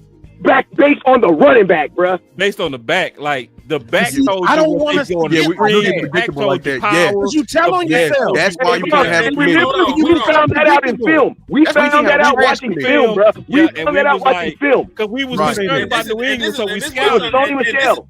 And this Let is me why I'm say trying to this. stop Let me y'all. say this. Let me Let me try say to this. stop y'all before y'all Let me disrespect jump Brian in here Schottenheimer. for a minute. Before I y'all done sat disrespect quiet Brian for a minute. Schottenheimer. Hold on. Go ahead and I'll let you go. Go ahead. We got Amp, then you, Hen. Go ahead. Let the landlord. One thing that Landlord in I there? feel could potentially negate Oh yeah. the positive Oh, effect Jake. of George Pickens is a predictable backfield. Yes. Yes, I'll say Yes. that. But this is my point. I didn't want y'all to put that on Brian Schottenheimer because I went back and crunched the numbers. He ain't have no committee. He had one. If you get He had a 200, you get 250 carries, you will lead back. You get 200, you get 250, you will lead back. That was the boy was getting. The only year he ain't get that when he was hurt, and then they sucked and they didn't run the ball at all. They run attack was one of the worst in the National Football League when it was a true committee, and he didn't get his 200 plus carries. The other 2 years they were a top rushing offense because that boy was a lead workhorse. We just don't put respect on the boy name because he was a late round pick. Carson, Yes. Chris Carson. Yes, he Chris was a dog. Carson. Oh, He was going crazy. He was a dog. 1,200 yards, 1,300 yards. Got hurt. Lightning. Got And hurt. that was after they drafted Penny to be a first round guy. But I'm pretty sure they sprinkled in Penny a little bit. He just probably had an impact that Chris Carson had. He was always hurt though. Real Yeah, quick, he was also always hurt. real quick. I gotta plug DC Universe. Listen, first of all, my boy landlord in the building, so everybody gotta chill real quick. Salute to everybody, man. I ain't want to interrupt nobody. We gotta let the man from Birmingham, the man who got Pickens in his blood. You hear me? The man that's from the Pickens streets. But I want to say this. This is why I love DC Universe, because honestly, none of us was talking about doing this, bro. This happened spontaneous, bro. We was on the phone and we was like, you know what? Flip doing these individual shows. We all got something to say, and we booted this thing up. So be looking out for stuff like this, because when you see DC Universe, it's probably an emergency, bro. I'm gonna just tell you the truth. It's probably something that just happened that's dramatic. It's probably the first preseason game. It's the first playoff game. It's our first time at the Super Bowl. It's our bye week. When you see DC Universe and all these content creators just boop, come together, it's something going, dog. What's up, Len?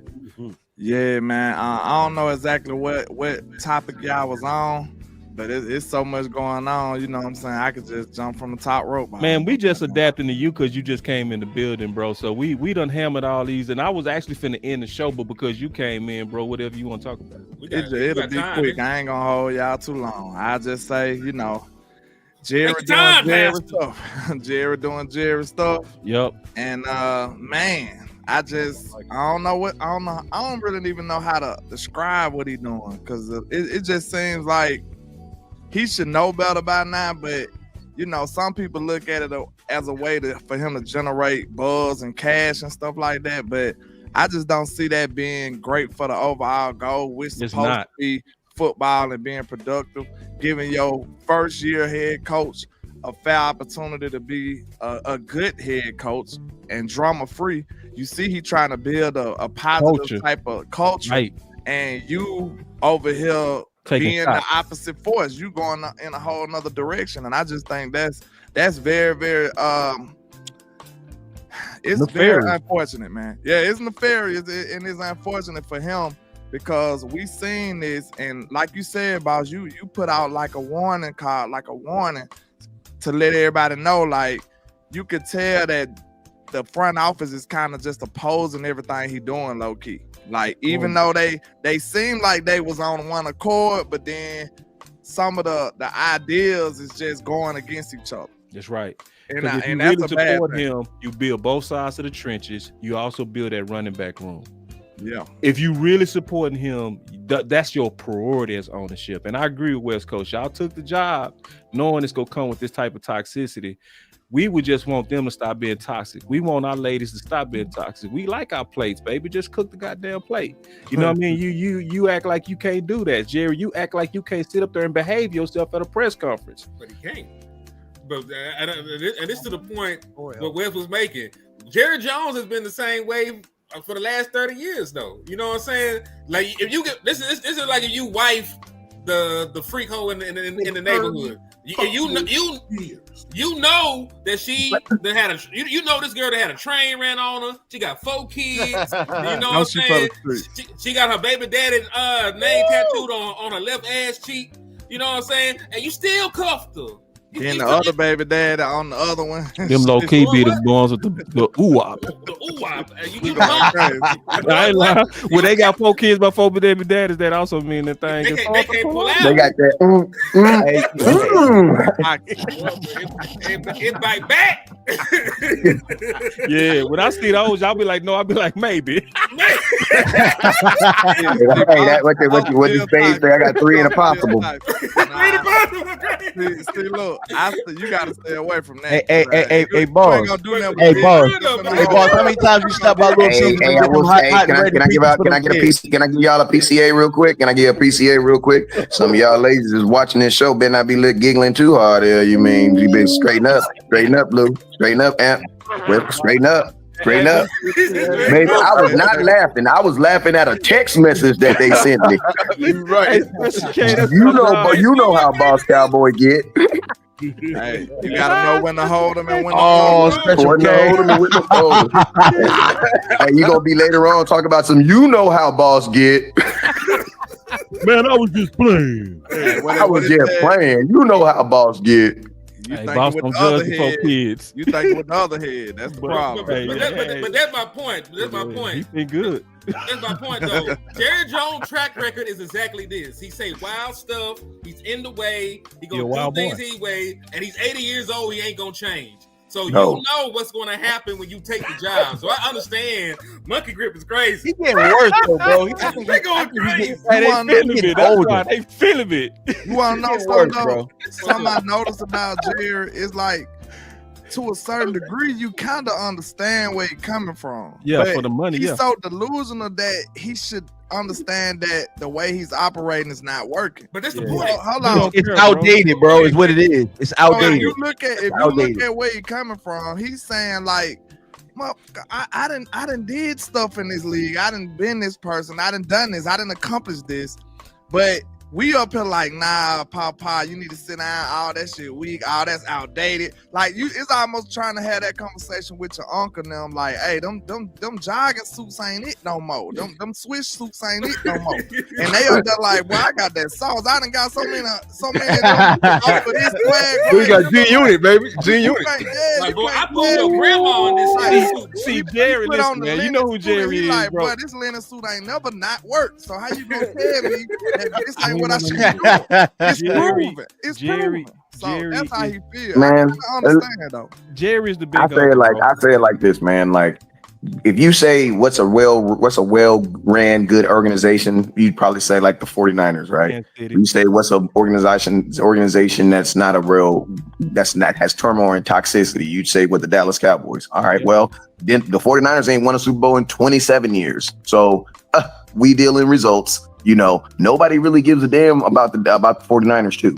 You know what I'm saying? So I don't really think there's really like no real secret. Like look at the Eagles. The Eagles won a Super Bowl with a backup quarterback. Then they won a Super Bowl with a running back who plays quarterback with another running back. You know what I mean? There ain't really no secret on how to go into a season and win a Super Bowl because there's just so many different factors. You know what I'm saying? But the number one thing that the Cowboys have to do, honestly, that we have to do better to give us a better chance of winning a Super Bowl is at the beginning of the year, creating the best 100 players possible to take to training camp. So when shit happens, you have, like, I'm gonna tell you this right now, with you saying all that stuff about Stephon Diggs, right? Bro. Why isn't Stephon Gilmore here? Bro, that's how, if you want to put fire up on somebody's butt, bro, I mean, don't get me wrong. He said, yeah, you know, I probably can make the $500,000 back. But no, you don't do that. What you do is, if you think this dude's getting wishy-washy, you know what? Don't trip. You ain't gonna make my food the way I want it. You ain't gonna do what I say. Somebody else will. Somebody else will. Somebody else will. Why isn't Gilmore here? Like, bro, if Jerry was really gangster, if he was really like, because that's what's holding someone's nuts. Like, you know what? Don't trip, Diggs. You want to do what you want to do? Don't trip. Don't even trip. You know what we're about to do? We're about to trade for Jalen Ramsey. That's what we're about to do. Because you know, and guess what? When you come, you figure it out. Yeah, and see that's what team. Like, I agree, bro. You talked all that cash. I agree. You ain't even got no backup. That's to your point, Wes. That's what's wild to me. Like, say the famous thing that you always say: if your insurance needs insurance, you don't have insurance, bro. Right. But see, what we're talking about is the reason that our organization we struggle is because we mix the ownership with being the GM and building a football team. See, what you said was a football solution. Right. What he'll go back to is I'm paying you this, so you need to do that. Instead of let me come up with the solution football wise. That's what we're missing. So I agree wholeheartedly with what you're saying. Also, too, like a thing that he said yesterday to me was our quarterback play dropped, and that's because Dak was hurt. No, we sucked when Dak was here, and that's because he didn't have the line around him, and he didn't have the receivers here. You know what I'm saying? So to your point, the best 100 people, we done gave Tober 80 million chances to get it done. When we've shown, we've needed a number 2 receiver for a while. They figured it out. I'll give it to them. They went and got Pickens, and part of their plan might have been to get Ravel at corner, but he hurt. I mean, the thing is, we just need more football.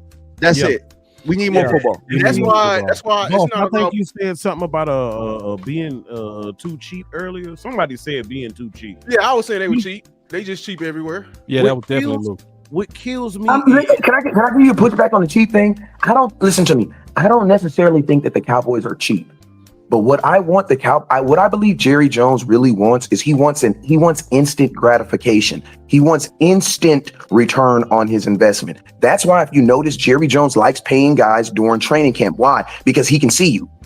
He don't like playing guys when the free agency. Why? Because I pay you. I don't even know if you're gonna come to voluntary training camp. You know what I mean? Then I don't even know if you're gonna come to You know what I'm saying? Jerry and me and Boss had this. Remember, we talked about this a long time. Like, you know, the way they do it is because they want guys to get paid and come right into the season.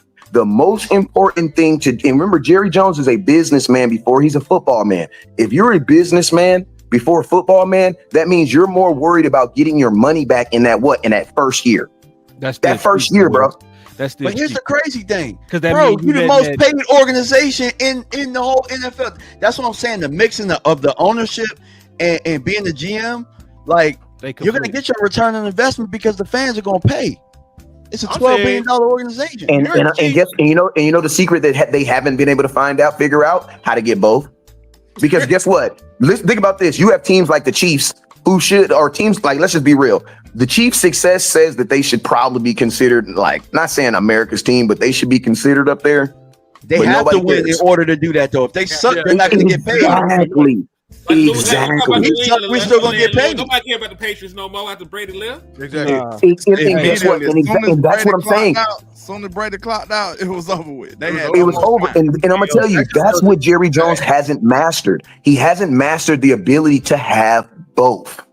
What it is, though, I don't think he wants both either. That's what I'm about to say, because if you think about it, if he gonna win as far as a financial gain regardless, then why would he push so hard to get the football results? Because think about it, he already was on top. That's what I'm telling you. You talking to somebody who's already got skins on the wall.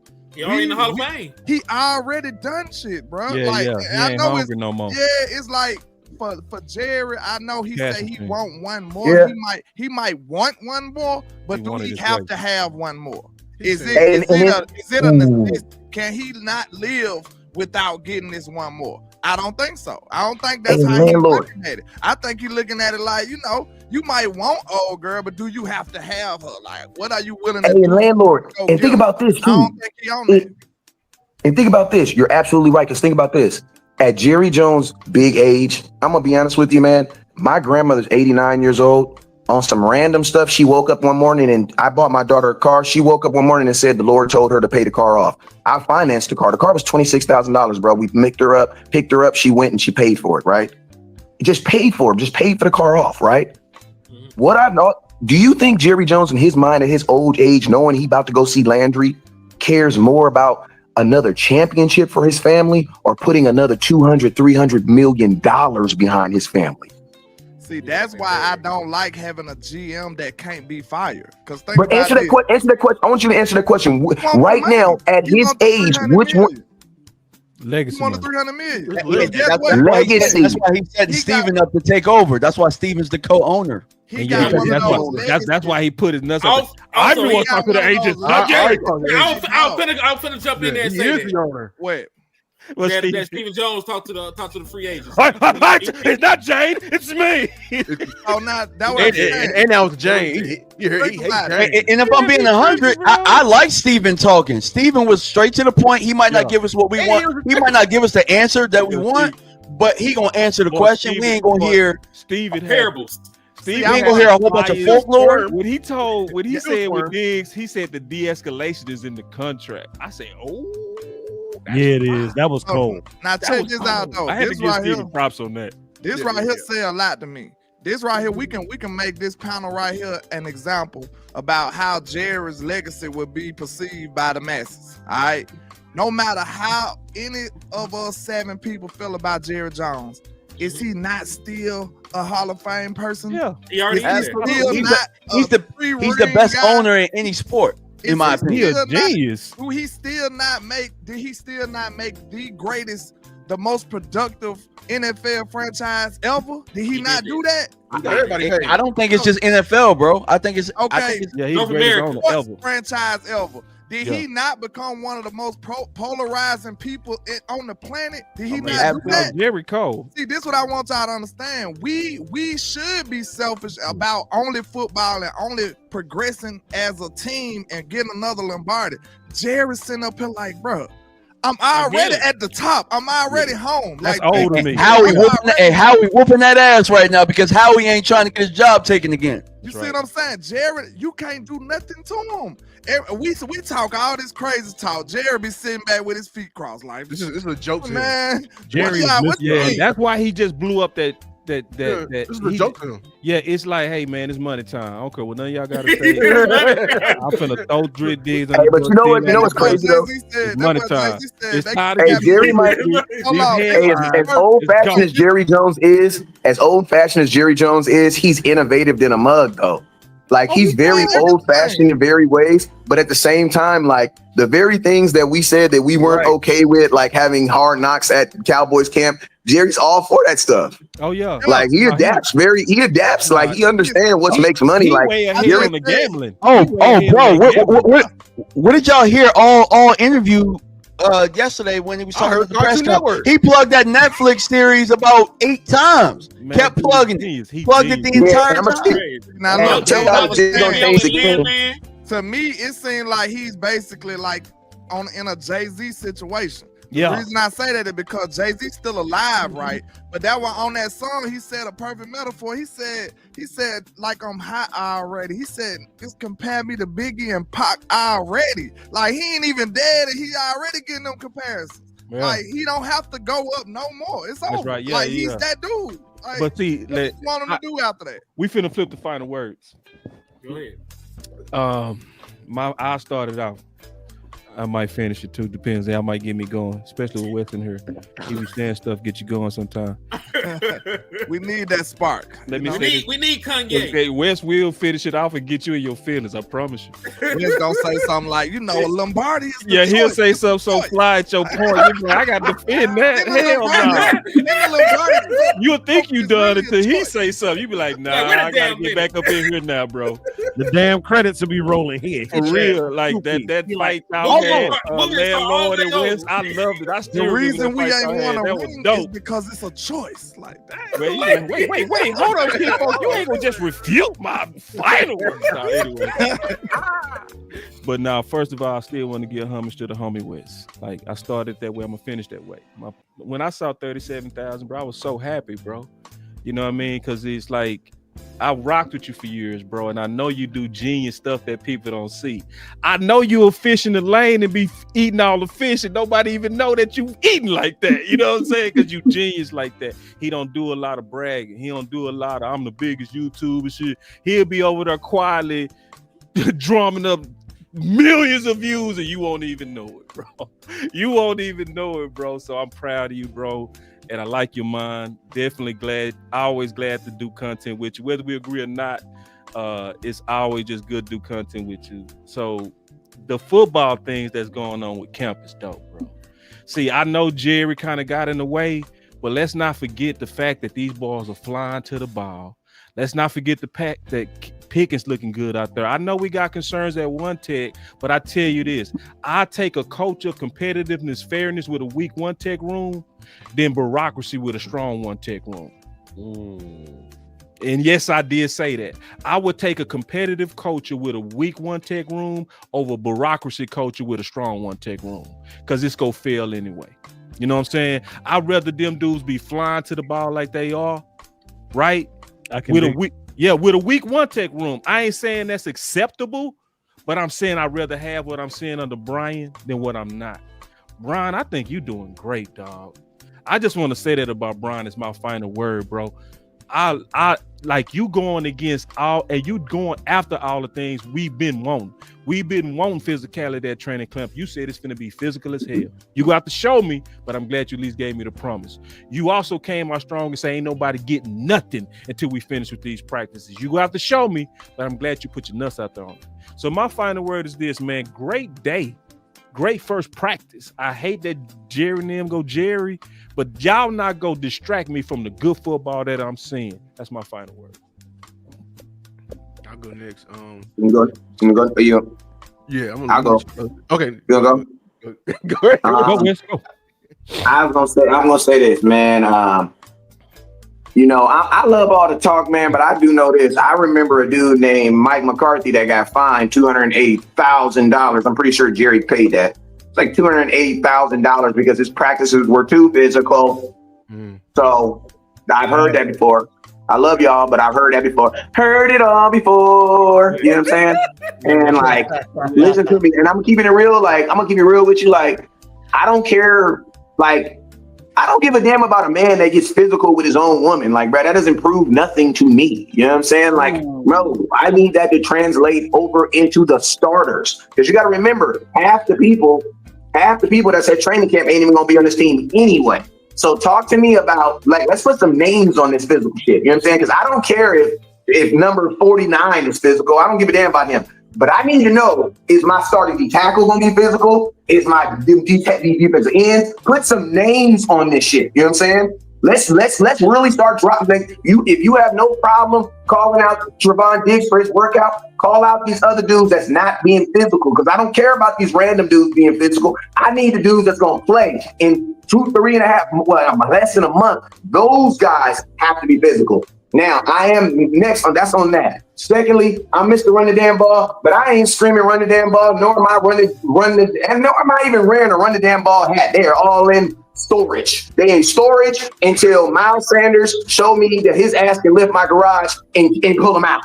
Because I am not by views. Not listen to me. Miles Sanders, Deuce Vaughn. What's the other boy name? Yeah, exactly. Ron Blue. I'm not about to put my hat and my brand on them dudes. I don't know them.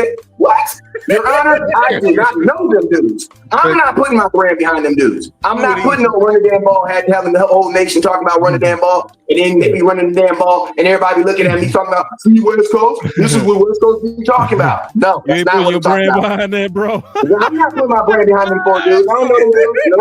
No. And listen to me. Listen to me. If you want to beat the Eagles, it's throw the damn ball. Goddamn me. Dallas better throw the ball to CeeDee Lamb, and his ass better throw the ball to George Pickens. And then after that, you can throw whoever you want to. My last point I'm going to say about this. That's wild. Did I just my last point? This is my last point. I've been putting some of that sauce down now. Hey, listen to me. We do this game. Listen to me. We do this. We play this game on Uncut Cowboys all the time, right? As soon as I play it, Henny and Landlord, they're going to know exactly where I'm going, right? All right. We're going to name in the ranking who you're going to give the ball to if your life depended on it. Right now, your life had to depend on it. Who you giving the ball to first? CeeDee Lamb. George Pickens. Who you giving the ball to next? George Pickens. After that, who you giving the ball to? Jake Ferguson. After that, who you giving the ball to? Maybe Jalen Toll. I still ain't going to no running back. Okay, after that, who you giving the ball to? When does my boy Mingo, then maybe a running back. All right, so basically what you're saying is I got to use two hands before you can even get to even calling a running back's name. Then you don't have a running. We're going to get about a Tyler Booker. Then, Bro, listen to me. You have fifth string. We have fifth string wide receivers we feel more comfortable throwing the ball to than a running back that starts to hand the ball off to. Oh, I forgot about Turpin. I'm sorry. You don't have a running back, bro. I said Turpin. Whoever your running back is to get the ball because he's a running back, not because he's a good one. I'm just being honest with you. Your running back's going to get the ball because he's a running back, not because he's a good one. You got to put Brandon Aubrey up there. Brandon Aubrey before them. Brandon Aubrey right now. It's supposed to be final words, man. It's supposed to be not a debate. There ain't no I'm debate. trying to go, man. I'm agreeing. He ain't lying. So basically, I'm just trying to speed y'all up. So basically, Dak got to get the 7 options before you want him to give him the ball to the running back. So that's crazy. Think about this. Why would you even take a play from CeeDee Lamb to give it to Miles Sanders? Think about that. Answer that question. That's really my last point. In what world on Madden would you call a play to Miles Sanders over CeeDee Lamb? Not in the year 2025, my lord. So you really telling me CeeDee Lamb's going to be on the field and you're going to say get the ball to Miles Sanders over CeeDee Lamb? You get fired for shit like that. No, bro. You don't have a running. We don't. Our starting running back isn't on the team. Praise God too. In college. Hey, I ain't gonna lie. From his picture, he's in like college. He's smoking some good herbs over there. He's smoking some good herbs. I'm about to turpin better than Pickens. He said turpin better than Pickens. Hell no. Go. That nigga got to mail that to me. Because they gonna keep going, man. My final words is this. I'm gonna keep it short and sweet. I'm proud of Shotty, what he's doing. He's building that. Y'all remember when y'all played? You know, if your coach built like an imaginary dome around the practice field and tell everything, just check everything at the door. Check all your emotions at the door. Sometimes dealing with your own situations and everything like that. I see that, about what their energy, how they doing at practice. Because, with our ownership and they still having good practices, that tells me that Brian is doing a good thing and they sticking together outside of practice. You know what I'm saying? That's slowly but surely like a culture that's being, being the culture built. Look tight, bro. They being tight, and that's going to have them even closer. So yeah, I'm proud of that. Win. You got to win despite front office. Yeah, despite front office. So I am proud of that. But other than that, I don't like what you're doing at running back. I've been telling you to get a running back. Hopefully, defensive tackle. We just need to stop being cheap. I said the Cowboys be cheap because they always get players that can play multiple positions, especially on the O-line and D-line. We're seeing it with Mazi right now. They want him to play both 2 positions. That's why we can't ever get deep nose tackle right, because that's buying somebody but play one position and one position only. Same thing with O-line. They want left side guys, guards and centers and everything like that. And then other than that, it's still, Jerry and Steven, shut the hell up, please. Dog, get off the damn mic and do what you're supposed to do. Pay our players and stop bullshitting. Y'all playing with my emotions. That's my point. Right, I'll go ahead and go first. All right, and I'll say this, man. It still stopped the damn run. I did not like what I heard about Mazi Smith. You know what I'm saying? That they view him as a 3, viewing him as a flex, him losing weight, all this stuff that it sounds like we in the Twilight Zone. We reliving shit. But this shit just happened. So I'm gonna say it again, man. I done said 1,000 times. I done did 50 shows on it. I done made 50,000 Twitter posts about it.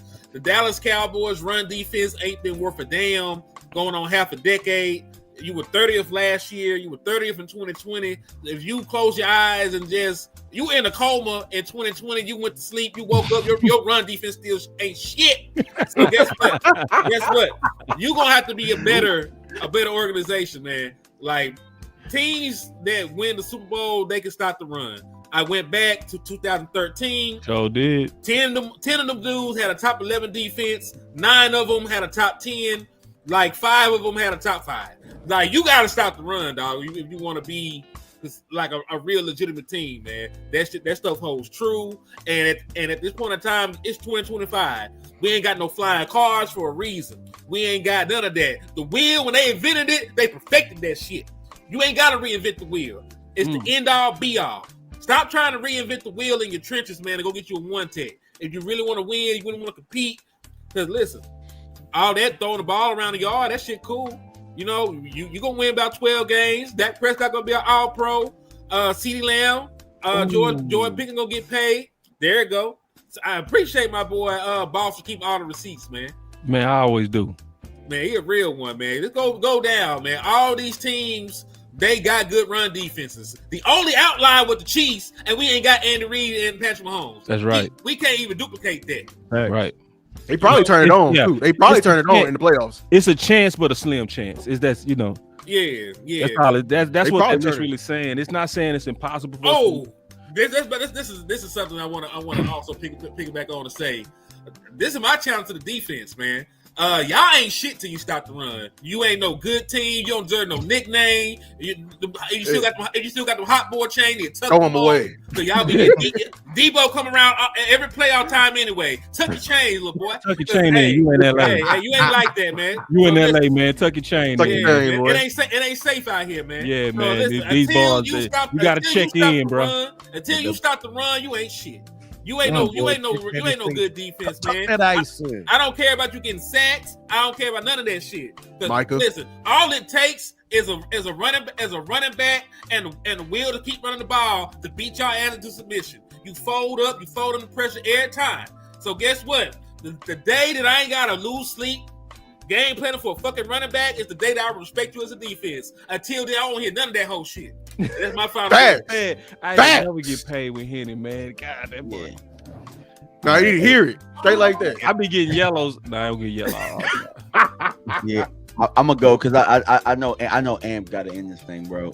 I know Amp got to end it at some point. But I think my final word, where I'm gonna start with, is things that I really love today. I love the solidarity. And we talked about leadership. The word leadership was thrown around. Yeah. What I saw a man stand next to his brother. That's right. When his brother had to answer questions, he stood there right with him and answered those questions, man, even though he got question marks. He got in the cut with him. Surrounding him, and he stood there. They stood there together. Only thing that I really ask is more of the team do that. You know what I'm saying? These your brothers over here. Step over here with them. You know what I'm saying? Step over here with him. I saw you dancing today. You look like old dad. Step over here and show the solidarity. Because the thing is, that's how we're going to win. These guys are going to have to win in spite of what's going on upstairs. And there's a movie that I know you all have seen, right? Classic. They had a movie. It's one of the movies where probably the sequel might have been better than the original. But Major League. Like, remember, the owner, boy, you going hard right now. The owner, let him cook. She was trying to sell him. She was trying to do everything. She was trying to, as a matter of fact, their facilities and their hot tubs and stuff was breaking, and she wasn't spending the money on that type of stuff. But them together, the solidarity is what got them through. And I look at it this way: Micah's leadership led us to have this show today. That's right. And we got to show the solidarity as well. That's right. And stay on their neck. You know what I'm saying? Players, you stay on their neck, and we got your back. We got your back. And that's all I really got, man. That's my final word. That's the everybody final word. For the solidarity. You got to clip that one, bro. You killed it. You got to clip that. So, hey, Land, you want to go? Then we're going to let Cuz shut it down for us. Yeah, Land. Oh, we can. Well, I'll say this. Football is finally back. That's one of the biggest points I see, man. I've been waiting on it. I understand all the positivity that I've been hearing from Shotty, and I know it's culture that he's trying to build. But I feel like the biggest opponent, the biggest Achilles heel that could possibly be in our way is the front office going against it. Like they look like they the number one enemy right now. That's like right. The players, you hear all the good stuff and all the camaraderie coming from the players and the coaches. That sound like they uniform. They sound like they are on one accord. But then when you cut to the ownership and the leadership, they start talking about the opposite stuff that you're hearing from the coaching staff and the players. So, and not only that, they throwing disses and shots at the players. So, do you think this one thing I criticized Shotty for. I said, man, I ain't never heard Shotty say nothing negative about a player. Not one time. Zero. Go back and look at that. But you hearing all the negativity coming from the ownership about the players. You see what I'm saying? That's a prime example to show you that they are on opposing sides. They clashing right now. So that's why I had to salute the boss, because he kind of pointed that out to me. Because I'm up here trying to, you know, what they used to call it, like you G-checking Shotty. I'm trying to see if he a real one. I'm just trying to see if he gonna follow through. My eye focus on him. I already know what the ownership doing. Right. I'm trying to see, is he gonna be the guy that can overcome all of this? Because just like you said, in Dallas, you took the job, Shotty. You gotta win despite of your front office. This is part of it, bro. This Dallas. It's a big circus, it's a big distraction. Are you that guy that can build that culture that's so airtight that you can get over the hump and you can overcome all of the foolishness and all of the bull crap that's gonna stand in your way? You gotta be that guy, because guess what? You told us you were. And you might have not said that, you know, verbatim, but I'm sure you went in that front office and told Jerry, hey, you see how Mike McCarthy messing up with Dak? I got that. Why? Look, I can make Dak that guy. Oh, you see how Mike went running the ball? He went in there and made some promises, y'all. That's the only way this coaching search, aka a coaching search, went like this. He went in there and made some promises. It sounded good, and they said, okay, we gonna give you a shot. So he gonna have to find a way to deliver and come through against all the odds that the front office throwing at him. That's what everybody, every player, every coach gonna have to face when they come in here for Dallas, bro. Just like who that was that said Patrick Mahomes won Super Bowls here. He talking about them challenges from the front office and the media and everybody opposing the things that you trying to do to be successful. That's right. You must put football first. If you don't do that, you will not get the results that you need. You will not be holding a Lombardi at the end of the year, because you got to prioritize football over all. And it's just hard in Dallas. So we got to get behind Shotty and try to push this team to get to where they need to go. And that's my final word. All right. Salute. So I heard a lot of good things today. I heard a lot of things I didn't like to hear. A lot of things I didn't care for. A lot of things that downright, quite frankly, pissed me off. Pissed me off to the point to where I broke the glass and called boss an emergency number of times. We got a little insider thing, right? And I was so pissed and I was searching. I called Luke. I talked to Tuck. I'm talking to everybody. And I'm like, man, it is no way we got our asses handed to us by Green Bay in the fashion that we did, and Jerry and Steven over here cool as a damn cucumber. I can't get jiggy with it. I'm sitting here. Y'all seen it this weekend, all the damn videos of the rings in Philly and parading around and celebrating. Rightfully deserved. They earned it. And then I'm looking at Washington too. In just 1 year, got back to the conference championship. And I'm like, damn, since 95, we still on the drought. Jerry Jones right now is killing Lil Wayne in the drop department. The drought. And I'm getting frustrated because I looked at the press conference yesterday. Lou, you talked about it earlier. I had to go get up and grab it, because I heard that man say something that struck several nerves inside of me. And he said, I want to win one for my daddy. That touched my soul, y'all. Because guess what? My daddy, Cowboys fan, where we at? AT&T Stadium. The man that taught and showed me football. The same man who, when I look across the city and I see other individuals and other coaches talking about players who have come up, players that they are happy to see going off to college, and he's being prideful about being their coach, that individual was my father's player. So now I'm seeing the trickle down to the tree, and I'm seeing it trickle down now to Shotty. And Shotty has taken all of his experience going back to St. Louis, and he's soaked it up and he's absorbed it. Not only is he a student of the game, he's a teacher of the game. And when I look at him, y'all, I challenge each one of y'all in your free time. Go look at the OTA videos. Go look at all of them. And go look at yesterday. And go look at today. That man has a different look in his eyes. That man is passionate about ball. Yeah. That man see is burning inside. Exactly what you. I He different. see the fire in him. That fire, that football is here. I ain't mean to cut off your final word. You good? No, but you right. It's burning, dog. You can and see I'm Brian is seeing lit, bro. Like he's lit. The song, what was it? Nicki Minaj had a couple years back. I've been waiting for this moment for life. That's what Shotty has done. He's waited for this moment for life. Everything he has taken from the college ranks, NFL, playing at Florida, all that good stuff. And so he has taken all of that, even had the advantage of sitting and watching over Mike McCarthy's shoulder. He saw already before he even decided to sign up for this job, he saw how management was. He saw how ownership was. He saw the meddling things that they did. So in his head, you can't tell me that man ain't already calculated about how he wants to counter what Jerry and Steven try and do. So I'm looking at it and I'm seeing things, and yeah, we did make some good improvements this offseason. I'm cool. I'm appreciative of some of the things that we got. But I do not want to settle. I don't want to settle. I don't want Jerry settling, Steven settling. I don't want Shotty settling. I don't want y'all settling. I don't want nobody on this damn panel settling.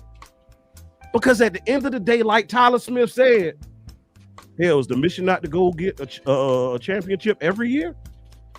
If that ain't what we do it for, what are we doing it for? It ain't Wednesday, but y'all know what time it is. what we doing, okay? What we doing, what we doing, yeah. So with everything that Shotty has in his arsenal, the way that he has prepared for this moment, the worst possible thing that Jerry and Steven can do is piss this opportunity away, not maximize the moment, not empower your head coach, undermining decisions, doing what it is that you would prefer to do because you don't want to listen to your coach because it's your show. That's the worst thing you could do to that individual, because that joy and excitement he has, it's like a kid who is anticipating, waiting on Santa Claus to come.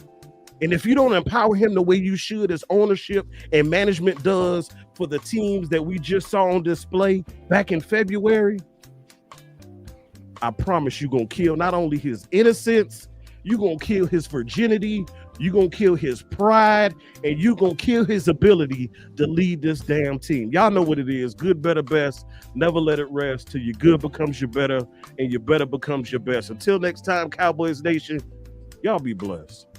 Indeed.